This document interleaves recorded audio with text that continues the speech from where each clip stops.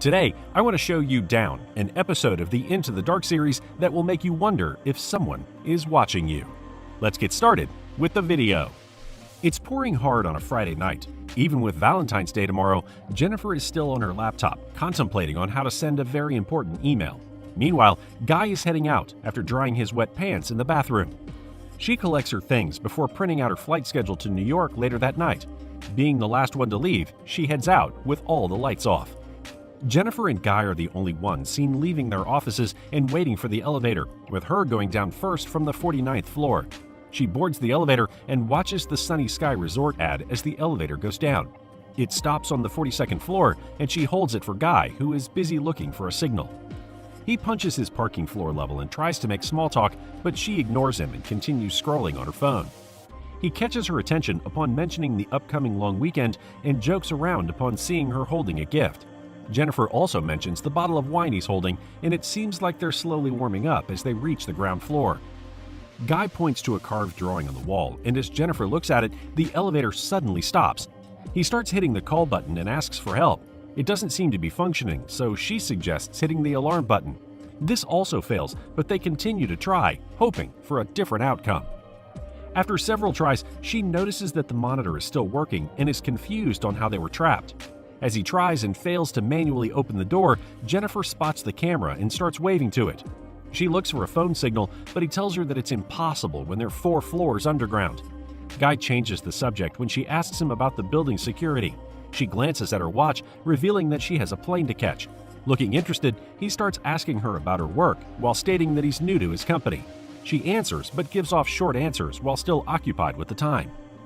They each take turns shouting for help, but the elevator doors provide nothing but silence outside.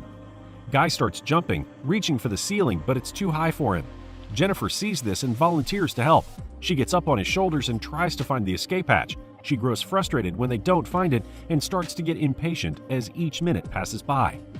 An hour later, and still stuck in the elevator, he tries to lighten the mood to calm her down. Only at this time did they realize they didn't know each other's names and formally introduce themselves. When she confesses about her empty thermos and how thirsty she already was, Guy immediately offers his water. When she declines, he makes her choose between it and the wine.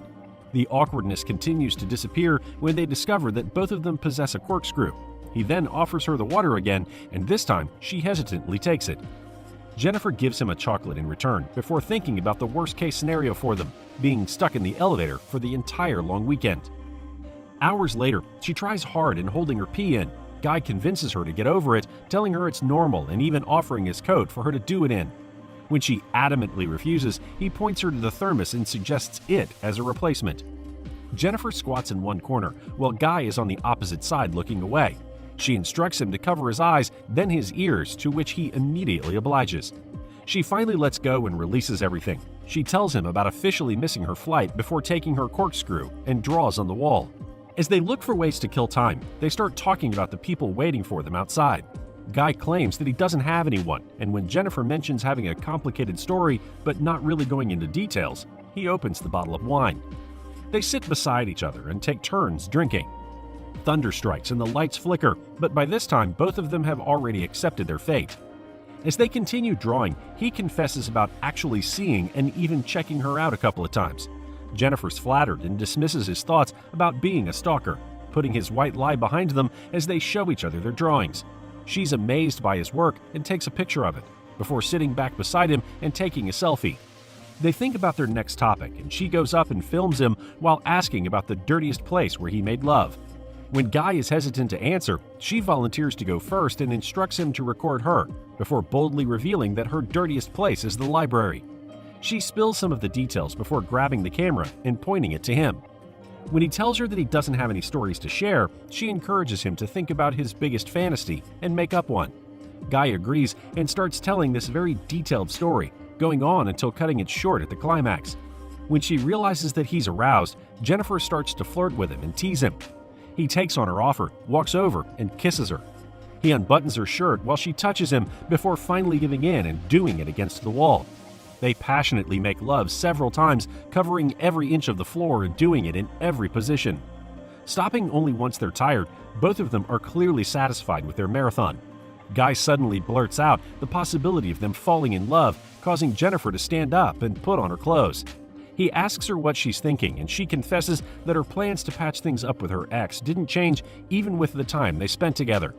When she reiterates that what they did was only casual, he starts questioning her and forces her on the idea that what they have is the real deal. He continues to convince her that they've met because of fate, but she repeatedly turns him down. Slowly, his expression turns dark. He unfolds the truth one by one, from revealing that he actually isn't Guy, to confessing that he is indeed Jennifer's stalker, even showing her pictures and footage of her and how she's always the last one to go home. As if these aren't enough, he discloses that he is actually the building's security guard, and how he feels invisible and unnoticed, though he's always seen. He continues to ramble about how she heard him, before taking out the key and revealing that the elevator was functioning all along. Realizing that she was betrayed, Jennifer curses at him and tells him that he will rot in jail. Upon hearing this, he turns it off again and prevents her from getting the key. She struggles and accidentally kicks the key, breaking it in half. She lets out her frustrations by hitting him until he's unconscious. Thinking that she's already safe, he suddenly grabs her and smashes her head against the floor. When Jennifer wakes up, he's already waiting for her, further telling her how part of his plan was to make sure that no one will be back until after the long weekend. When asked about his next steps, he reveals that ending her life would be better than going to jail. He then goes wild and breaks things before stopping to open her gift. He takes out the jacket and gladly wears it, claiming that it perfectly fits him. He then forces her to open his, and she looks terrified upon seeing that they're a pair of clippers and a lighter. He continues to taunt her by lighting a cigar and telling her how much he enjoys them, before leaning on her and greeting her with a happy Valentine's Day. While Jennifer looks desperate, he continues to talk about his dreams for them and how he just wants to make her happy. His moods keep shifting and he's breaking things, but this resulted in discovering that there is indeed an escape hatch. As he asks her to give him a boost up, Jennifer persuades him into letting her out instead, promising that she will not leave him and won't call the police. She continues to smooth talk him until he hesitantly agrees. Once on top of the elevator, she flips him off before following his instructions on how to get out. She climbs up the ladder while he throws a fit before realizing that he can find a way to pull himself up. He succeeds in getting out and tries to catch Jennifer as she struggles to make it through. She barely opens the door and screams for help when he jumps at her, pulls her, and they both fall hard.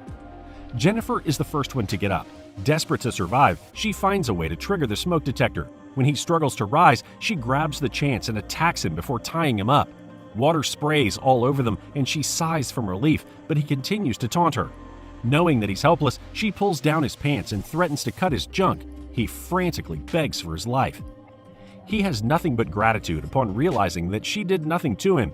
Making sure that he'll be accountable for what he's done, Jennifer starts filming and forces him to confess. Defenseless, he admits that his real name is John and that he trapped them in the elevator on purpose. She's determined to record every detail of what he did, kicking him until he talks.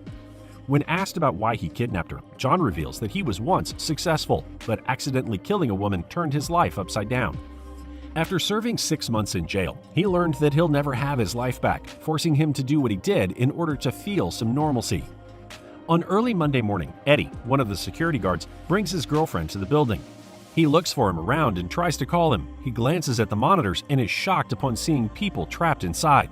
He talks to Jennifer, tells her to calm down, and runs to help them get out.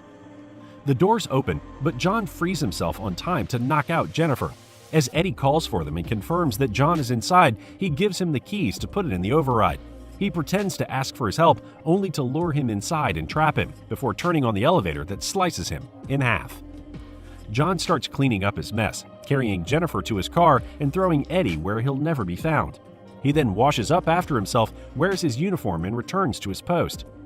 As he deletes all of the files, Eddie's girlfriend approaches and looks for him. She looks skeptical of John, but turns around to leave anyway, and he grabs the opportunity to jump at her as well. He then throws her the same way he did Eddie. John drives away to an isolated location, ready to dispose of Jennifer. He says his last words before opening and checking if she's dead. When he's sure, he dumps her things, prepared to burn them. As he turns around, she hits him right in the face before hurrying to get away with the car. She drives for a few seconds before stopping. Jennifer picks up the cigar, reverses the car, and crashes into him. She goes down, approaches him, and lights up the cigar. Looking him in the eye, she puffs on it and starts to walk away. Before finally leaving, she takes one last puff and tosses the cigar into the dumpster. Jennifer smiles as it bursts into flames, burning everything, including John. Thanks for watching. If you enjoyed the video, don't forget to subscribe to the channel and hit that like button. What movie would you like us to recap? Comment down below. See you in the next video.